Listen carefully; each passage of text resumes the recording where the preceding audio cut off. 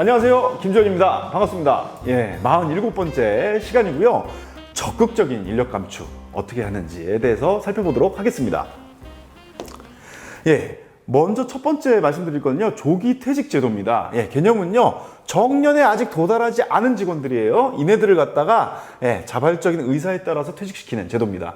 이제 퇴직하시는 게 어떠세요? 이렇게 회사 차원에서 제안을 하고 그거를 받아들이면 퇴직하는 그런 제도고요. 일반적으로 우리 명예퇴직 제도라고 많이 부르고 있습니다.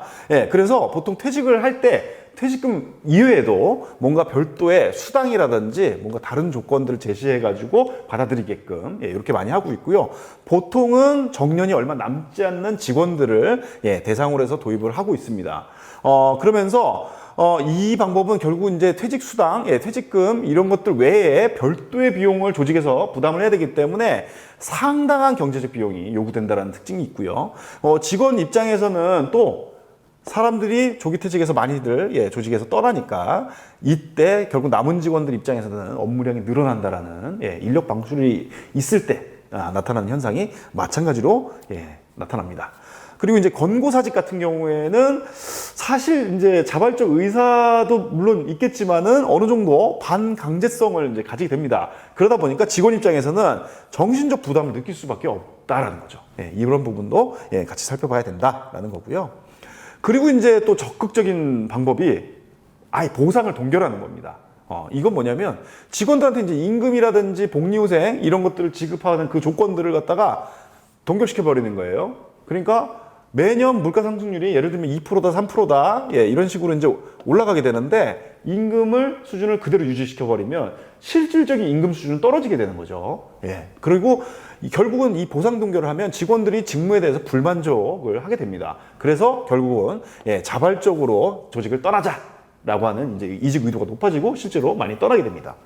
방법은 크게 두 가지 단계로 나눠집니다. 첫 번째는요, 임금은 예년 수준에서 비슷하게 먼저 인상을 시킵니다. 그런데 이제 복리후생 수준을 동결시켜 버리는 거예요. 더 이상 올려주지 않고. 그리고 2단계에서는 이제 이것만으로 안 되니까 임금하고 복리후생 수준을 모두 다 동결시켜 버리는 방법으로 해서 임금을 보상 수준을 막아버리는 거죠. 그리고 이렇게 했을 때는 앞에서도 말씀드렸지만 직무 불만족을 야기시킵니다. 그렇기 때문에 결국은 모티베이션, 일하고 싶어하는 그 의욕이라든지 이런 것들이 완전히 망가지는 게 되는 거죠.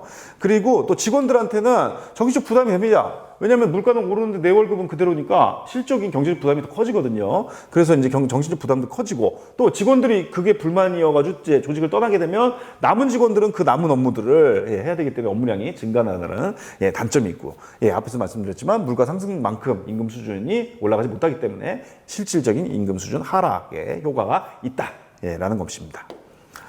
그리고 이제 더 적극적인 전략인데요. 보상에 대한 삭감 전략입니다.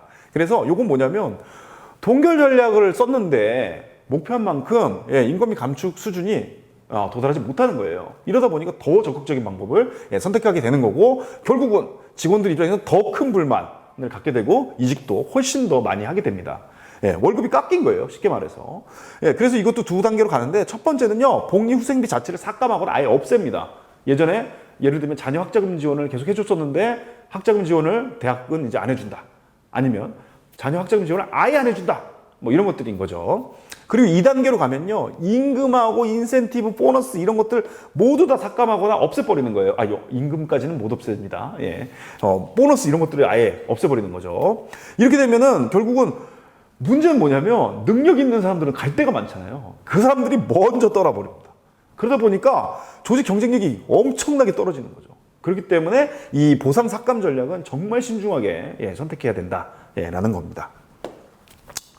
그리고 이제 진짜 강력한 방법, 결국은 해고 방법이 있는데 조직의 의지에 의해서 직원들이 강제적으로 떠나는 것, 이것이 바로 이제 해고죠. 그래서 이제 통상해고가 있고 정리해고가 있는데 통상해고는 뭐냐면은 직원들이 이제 뭔가 범죄를 저질렀거나 규칙을 위반했을 때 그거에 따라서 징계를 하면서 이제 해고를 하는 경우고, 정리해고는 회사가 너무 어려워요. 이런 이제 경제적 이슈 이런 것들이 있을 때 직원들을 해고하는 방법이 바로 정리해고입니다.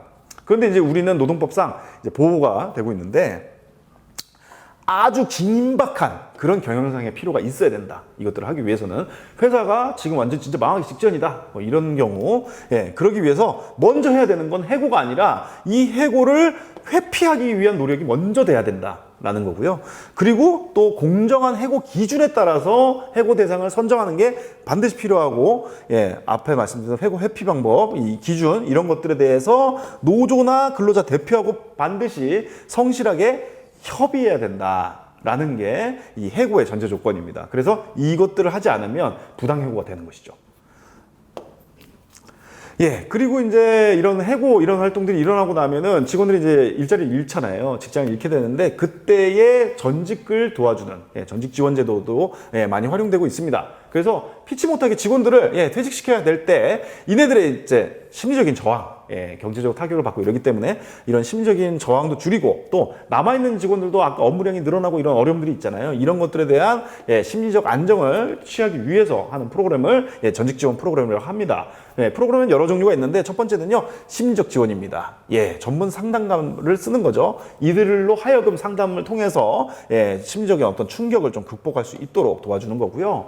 개인 개발도 있습니다. 예, 퇴직자의 어떤 강약점이나 적성 이런 것들을 분석을 해가지고 향후에 이 사람은 좀 이런 쪽으로도 갈 수 있겠다라는 것들을 가지고 이제 경력 개발 방향도 잡아주고, 또 이 사람이 이제 재정적으로 어려울 수 있잖아요. 경제적으로 어려울 수 있으니까 이런 부분에 대해서 좀 어떻게 해결할 수 있을까, 이런 방안을, 예, 조직의 어떤 전문가들하고 함께 공동으로 수립하는 방법이 바로 개인 개발이고요.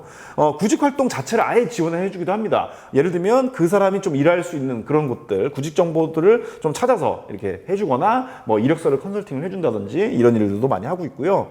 또 조직을 이렇게 해서 떠났어요. 그래서 다른 곳에 이제 재취업을 했는 다음에도 지속적으로, 예, 계속 적응을 도와주는 것까지도 포함을 하고 있습니다. 전직 지원 프로그램에요. 예, 이렇게 이제 적극적인 인력 감축, 정말 이제 해고까지 다뤄봤고, 또 전직 지원에 대해서도 소개해드렸습니다. 다음 시간에는 좀 더 유익한 내용으로 찾아뵙도록 하겠습니다. 감사합니다.